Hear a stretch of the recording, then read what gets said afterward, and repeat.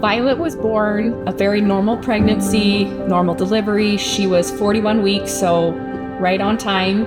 We started to notice that she was not meeting milestones that her older sister had met as she was growing.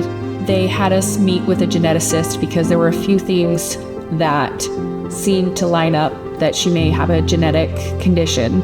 They found that she had hearing loss in one ear and she had 2 holes in her heart, one of which would need to be repaired very quickly. February 14th, Valentine's Day, my husband got a call from the geneticist with the results, and it confirmed that Violet did have CHARGE syndrome. And we both went down in the basement and cried and cried. When we finally got the CHARGE diagnosis, it was heartbreaking. And Riley was very emotional about what Violet would miss in her life. Because of CHARGE syndrome, she was born without the semicircular canals in your ear, which is what is responsible for your balance. She didn't sit up without assistance till she was about 9 to 12 months.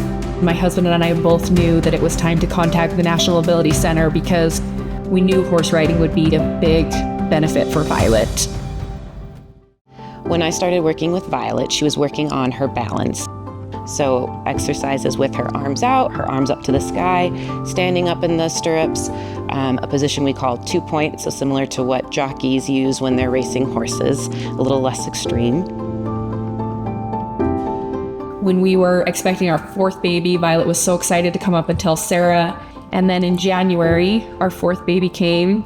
Once again, a normal pregnancy, a normal delivery. And then a few hours after the delivery, I developed a condition called DIC, which stands for disseminating intravascular coagulation, which is a fancy way to say basically my body was hemorrhaging inside. And so my body was sending microclots to try and stop the bleeding. I was now in complete kidney failure and needed dialysis in order to continue living. We had to cut back on some things as we were devoting most of our expenses to my medical issues this last year. And thanks to the scholarship that we were able to get through the National Ability Center, this was one important thing to us that we weren't forced to take a break from. At the end of November, we got a phone call that I was able to find a match in Pennsylvania. And on December 23rd, I received my new kidney. It was a wonderful time for us. During Riley's medical challenges of being on dialysis for almost a year, the one thing we tried to create was stability and consistency for our kids, and especially for Violet. Regardless of what we had on the calendar, what time dialysis was, we always made a high priority that Violet got to go ride.